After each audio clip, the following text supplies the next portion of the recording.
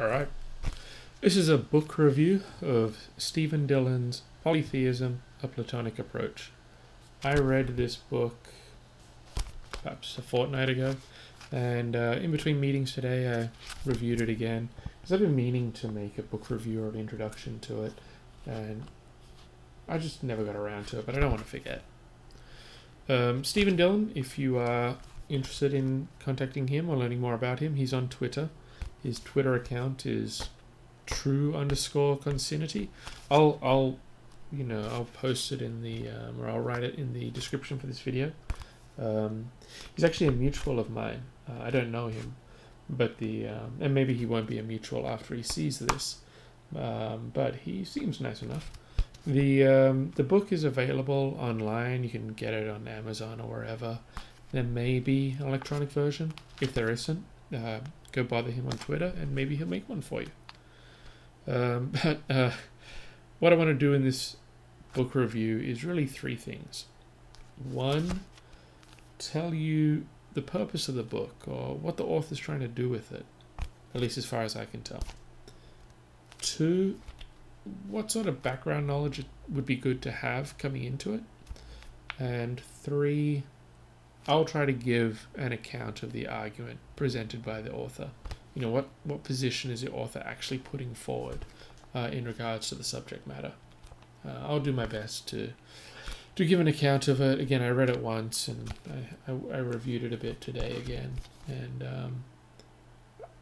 I'm probably not the best person to do it because I'm not a Neoplatonist and I don't agree with Dillon about much, but he is welcome to come on video with me and tell me why I'm wrong and help me read it properly, or make some comments down in the chat. And if you have any questions for him, again, follow up on Twitter or drop some questions in the chat and maybe he'll respond. Who knows? Not the chat, the comment section. What would I say? For the first part, what was the point of the book? When I read Polytheism, A Platonic Approach, that title, I initially thought Dillon's a polytheist, at least as far as I know. This is going to be his approach to living that sort of life and the rituals he performs and how he went down that path and, just how it impacts his day-to-day life. That's not what this book is about at all. This book is more about giving an affirmative case for a Neoplatonic worldview, like a Neoplatonic theology and how it leads to the world we know or how it relates to our world. So what you're going to get is an attempt to say this part of reality is the divine. This is what we can say about it and the gods, and this is how it all comes together. And he does so in a pretty well-structured way. He's not beating around the bush. It's 60 pages. Let's check that. I don't have a script. I'm staring at myself on the camera. Yeah, here we go. It's 60 pages. Page 59 is the closing remarks. And you got some appendices which are interesting. But he's not wasting your time. It's 60 pages. He's structured it pretty well. He's taken a fair bit of time so that each chapter has an introduction and a section called The Gist, where he sort of keeps you on track and lets you know this is what we're going to be talking about in this chapter. And then at the end of the chapter, he has a summary and conclusion, or conclusion and summary, I believe it is. Let's see. Conclusion and summary, where again, he slows you down and says, here's what we just talked about, and here's my summary for that chapter before we move on. And the actual chapters themselves have a roadmap. So I have a little comment to make on the roadmap. Chapter 1, 2, 3, they each begin with a 4-part argument being stated. So it's like section 1, to be divine is to transcend nature. Section 2, to transcend nature is to be Eleatic.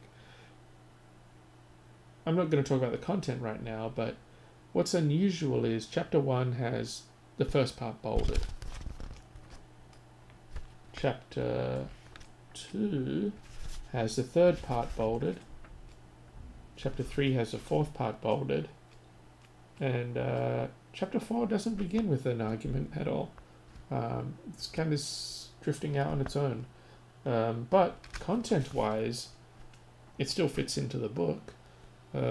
Just for some reason, the first and second parts of the argument fall under chapter 1, and chapter 4 just isn't explicitly tied in, but it could be. If I structured this book, I would probably break it into 3 parts.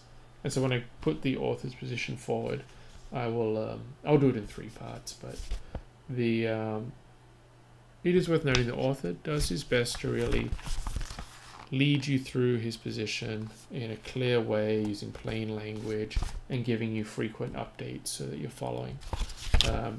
Whether it's convincing or not is a separate issue, but I think if you want a book that doesn't waste your time and is accessible to someone who perhaps doesn't read a lot of Neoplatonism and is perhaps not as familiar with a lot of the assumptions, then it's pretty good. I think he did a good job.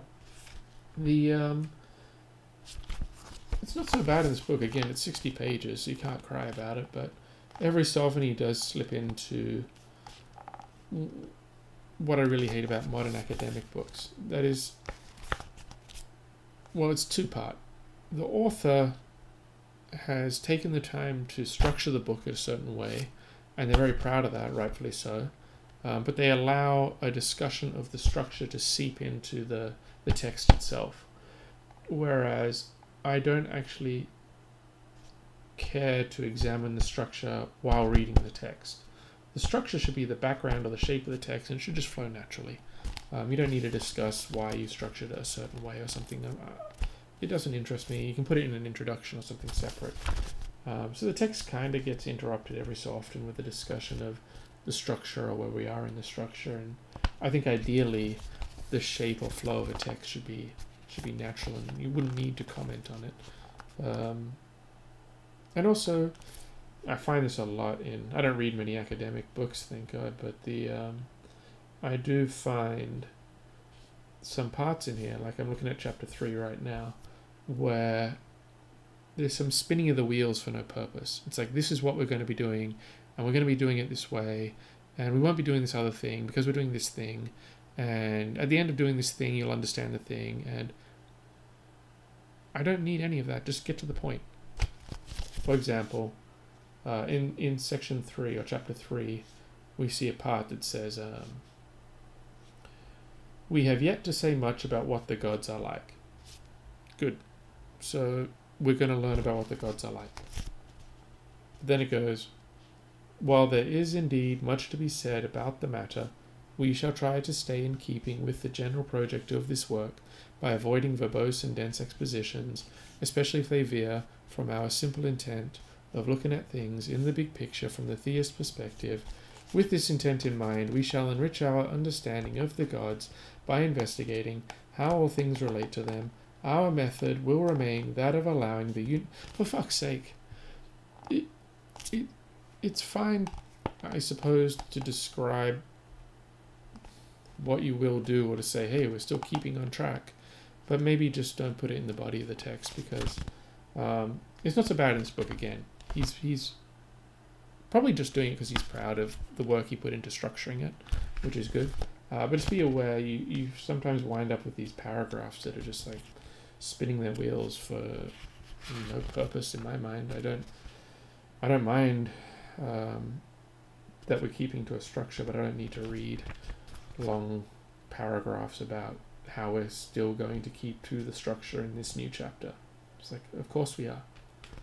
But anyway, overall I would say that's the goal of the book, and that's the structure of it. The author really did take time to think about the way it's presented and to try and make it accessible and lead you through it. So this is not a text that's going to scare you away.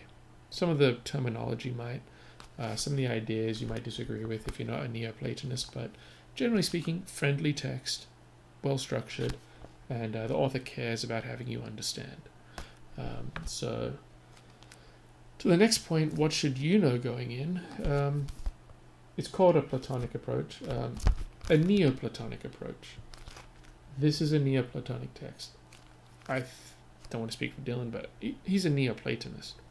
There's hardly a page that goes by in this book where Proclus or some other Neoplatonist isn't quoted. It's like every page. It's like I just flick to a random page here, and do we have a quote from? Yes, we do. We have a Proclus quote. That's great. Proclus is like on every other page here. Iamblichus is in there. Plotinus is in there, but Proclus is the most prominent thinker. The Plato, I think, gets quoted maybe once, maybe twice.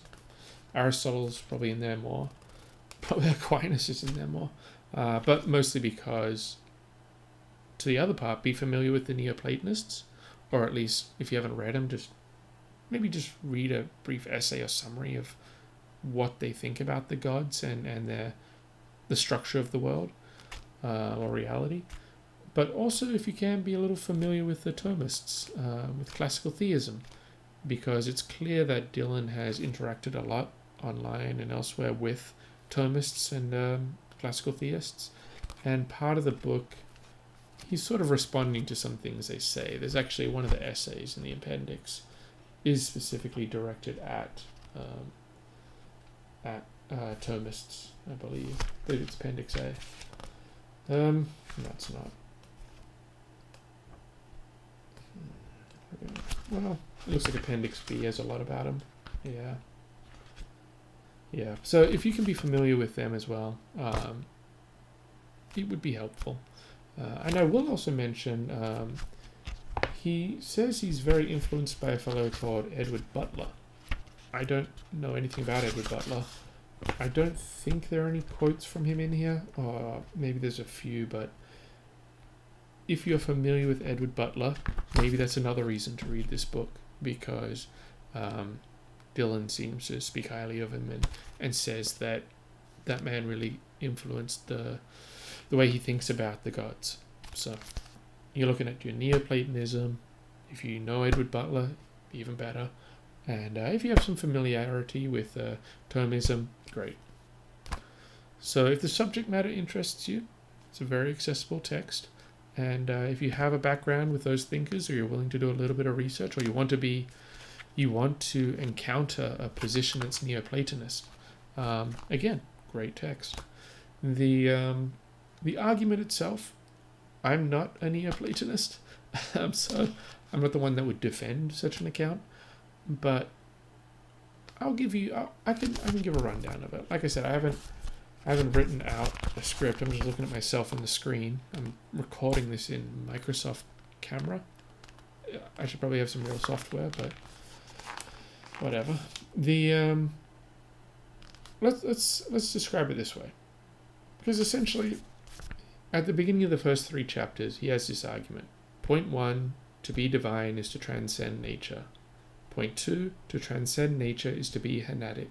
Point 3, to be Eleatic is to be polycentric. Point 4, therefore to be divine is to be polycentric. Alright, I'm not going to try to spend too much time criticizing anything. Just, I'll say, run you through the argument. And again, I read it once, but I think I got the gist of it. So point 1, to be divine is to transcend nature. Okay, remember, this book is trying to carve out an aspect or part of reality, the whole of all that is, existence or whatever. He probably wouldn't use these terms, but all of reality. Reality is a term he uses. He's trying to carve out the part of reality that is divine. And so he says, to be divine is to transcend nature. Okay. To really explain that point, what he does is he wants to tell you what nature is. Like, how do we define the natural realm, nature? And so he says anything that's sensible, intelligible, describable, knowable, anything at all that we can sort of describe and we can know, that is going to be the natural world. He likes to use the term effable. So effable, it can be described, or it can be explained in some way.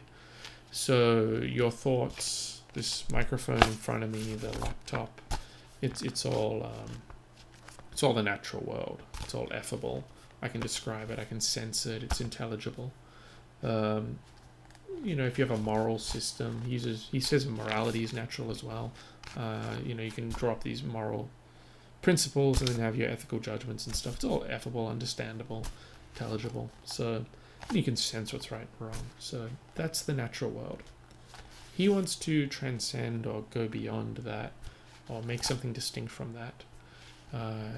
So he has the ineffable realm. You know, ineffable. You can't say anything. I guess it's not going to fall under anything in the natural realm. It's ineffable. You're not going to be able to describe it.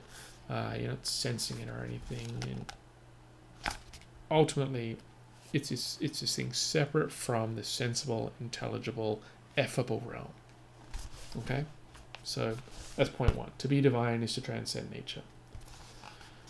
So I would put that really as the first part of his argument, just like he has here.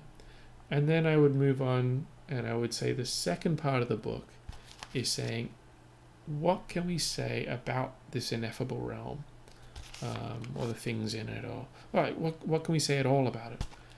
It's kind of funny, you're saying it's ineffable and now you're going to tell me all about it, but that's the second part of the book. It's ineffable, but we're going to learn all the details. So 2, to transcend nature is to be Eleatic. 3, to be Eleatic is to be polycentric.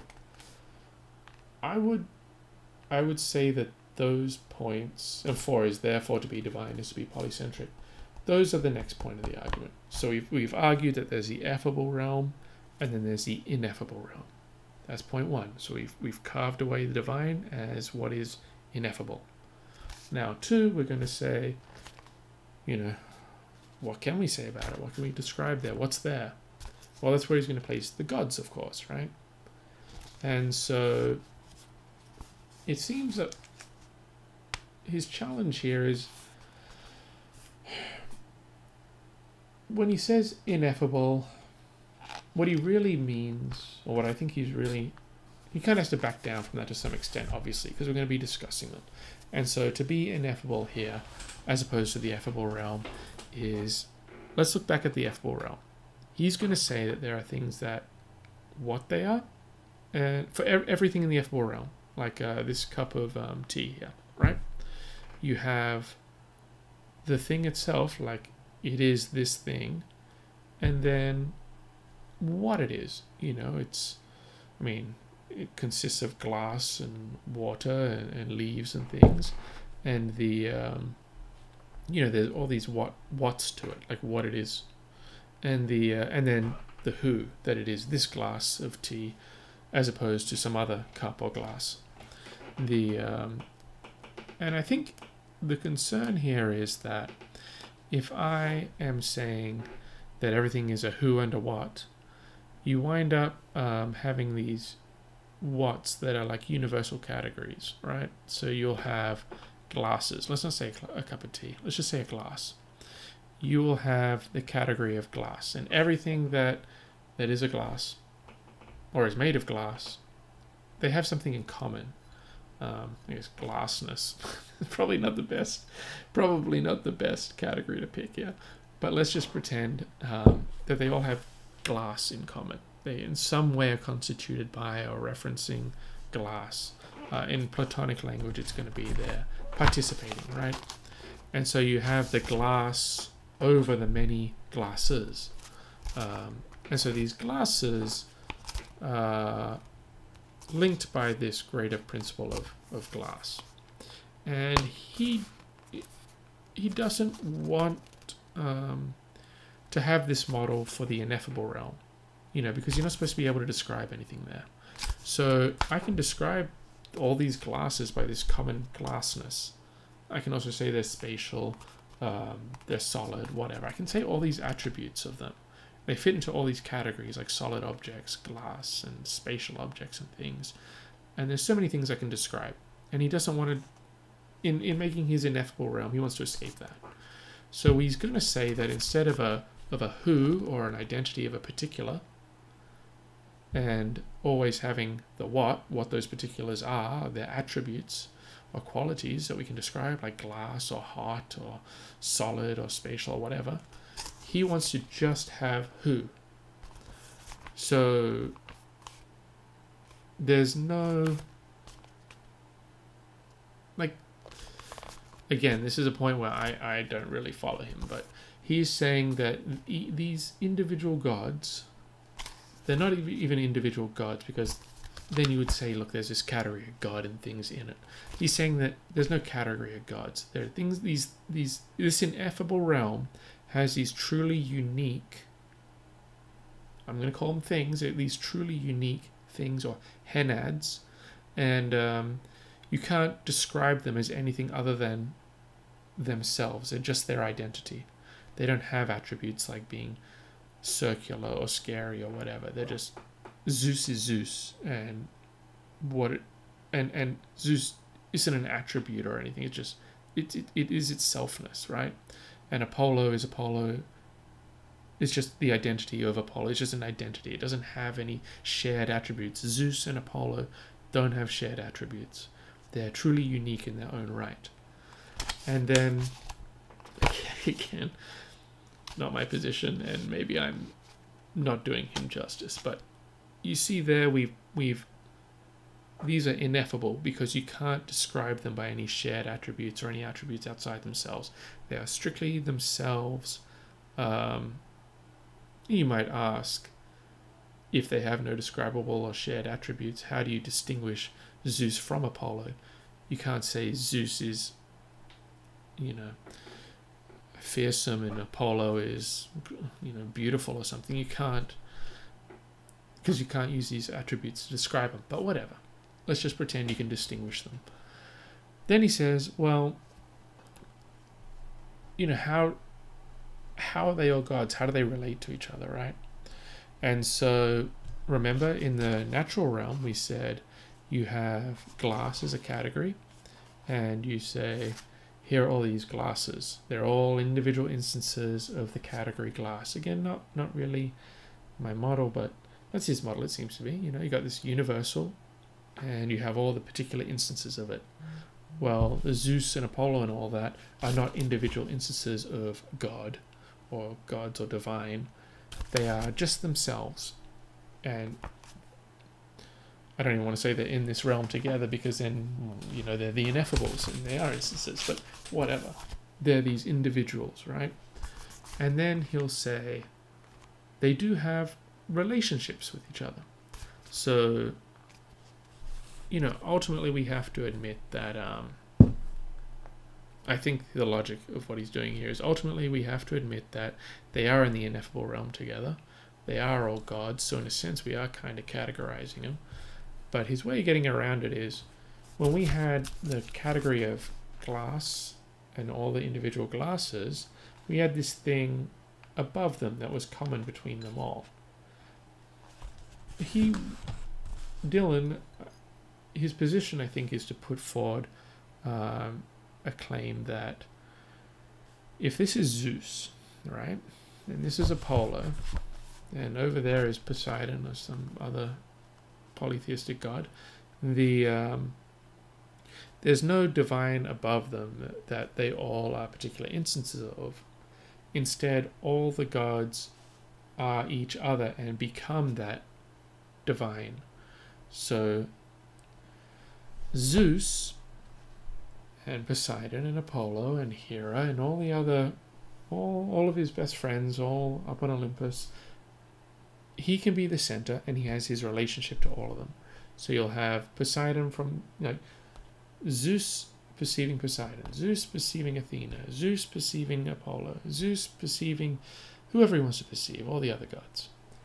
And so he will have all the other gods in him, and he will therefore be kind of the supreme category. But all the other gods are the same way. So Poseidon over here has Poseidon perceiving Zeus, Poseidon perceiving Apollo, Poseidon perceiving Athena.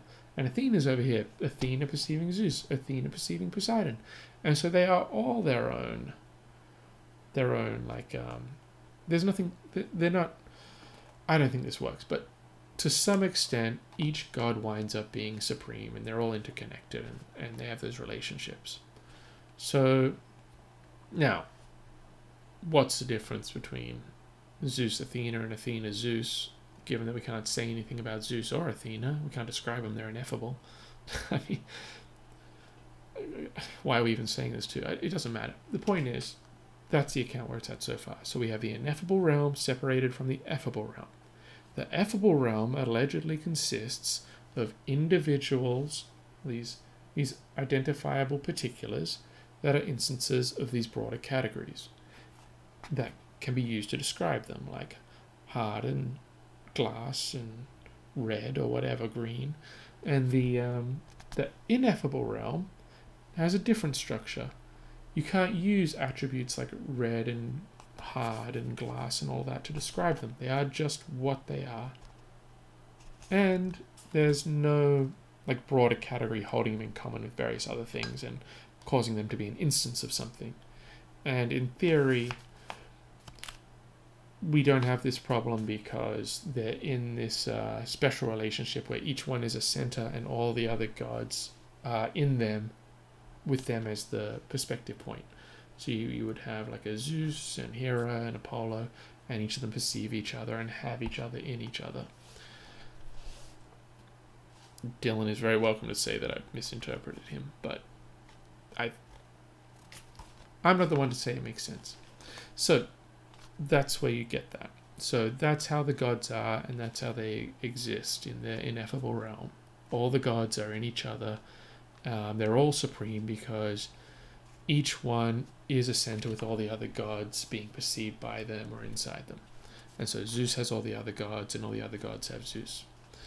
So now it's got we've got the divine realm carved out in ineffability. We've got the occupants of that divine realm, the gods, although we're not going to call them gods in the sense of being under a common category and having a common property, that of divinity, because apparently that's not allowed.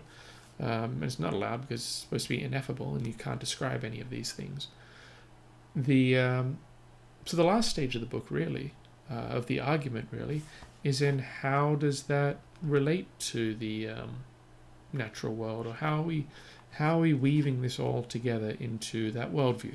Because remember, what was the point of the book? The point of the book, at least as I understood it, was we are going to put forward, or Dylan is going to put forward, an affirmative case for a Neoplatonic worldview and theology. And so he's gotten his theology now. He said, there's the ineffable realm, there are the occupants of the ineffable realm and how they relate to each other. Now, how is he going to string it back with the natural world? So the last part of his argument is going to be, as I read it,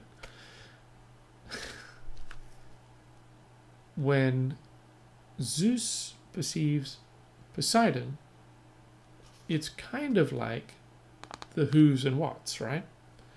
So you had this glass here, and you had the glasses, or the universal category of glass, and you said, here is the subject or the particular, and here is the what.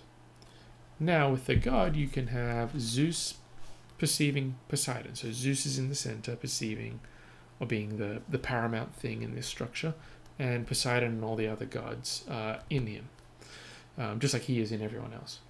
And so Zeus is now going to serve as the who, like the particular. And all of these whats or descriptive things are going to serve as the other half of that. So now you do get when Zeus perceives Poseidon or has this relationship to Poseidon, you do wind up with a subject and property. Now, how does a pure who or pure isness with no attributes suddenly give rise to attributes? I don't know. But point is, these gods, in their relations to each other, have some sort of analogous or comparable structure to the natural realm. And so in their interactions, they give rise to the natural realm of who's and what's and things. And so the the actual identity of any given thing, like the actual particulars. The particulars all get their presence or matter, or that principle of being a this rather than a that, from a god, and they can get their attributes and things from the god perceiving the other gods. And there's a emanation or procession involved. The book doesn't get too much involved in it, and I'm hardly the expert on it. I wouldn't even go this far down the road if I had my druthers, really. But the my understanding from the text and my just unfortunate understanding of Neoplatonism, to the extent I have one, is these interactions or relationships between the gods kind of spiral out or taper out and wind up with all these various particulars, and then the mundane realm or the natural realm. And so the natural realm winds up being descended from, or I don't even want to say that because it would violate my understanding of metaphysics, but just strictly from the author's perspective, from what I took away from it, the natural realm is a result of all of these ineffable entities interacting with each other. And that's how you wind up with this more complicated structure of particulars under universals that are held in common, because they're getting their particularity from a god, and they're getting their attributes and things from the fact that the god is viewing the other gods. And to the extent that the book doesn't really get into it, but to the extent that a god would withdraw its support for a thing, or a thing would stray from a god, it would just be destroyed. It would reduce to non-being. The book doesn't get into non-being that much, or creation and destruction. It's really at the very end of the book that I would say this section of the book is maybe the tail end, and I don't know if I'd want more fleshing out because I had disagreed with the earlier parts of it, but the in my mind it gives rise to so many problems. But the essentially the gods are conserving or sustaining all of reality, because all of reality is either the ineffable or the result of the ineffable interacting with other ineffables. Zeus viewing Poseidon, Poseidon viewing whoever, and then I guess those observations subsequently interact with each other, and those observations can subsequently interact with each other, and then eventually down the procession will show up. Now, how that means we are gods, I don't know, because you're essentially trying to get the effable world from the ineffable, and what's from things that are purely who's. And if initially we only have these ineffable who's, then, because remember, the terminology is saying what and who, and the ineffable only has the who part of that structure, so I'm calling it an ineffable who. If all we have initially is an ineffable who, then how are you getting from that any what's or any natural world or anything else? We're all just God, and it's all just ineffable. You're looking for something where it isn't. You want meaning in something that has ultimately no meaning. It just, well, I promise not to be too critical. And yeah, Dylan is very welcome to come on and talk with me, or we can maybe have some sort of correspondence, or if you drop comments, maybe he'll answer you. But that's what you're getting from the book, and that's my understanding of the author's position. I think, of course, that the position boils down into, well, it doesn't go anywhere good, but if you're a Neoplatonist, maybe you'll really like it. So if Neoplatonist theology and metaphysics, the sort of worldview, interests you, you want something accessible, again, 60 pages, structured, and you're kind of familiar with the ideas, and maybe you're a fan of Edward Butler or someone, really check it out. I'd recommend it. Again, not for me, but for anyone who is interested in that subject matter, go check it out. Follow Dylan on Twitter, True Consinity. I'll drop a link below. And yeah, even though I disagreed, I don't think I wasted my time. It's an interesting model, and again, I only read it once, so maybe I didn't give it the attention it deserved. I'll let you decide. Anyway, good night.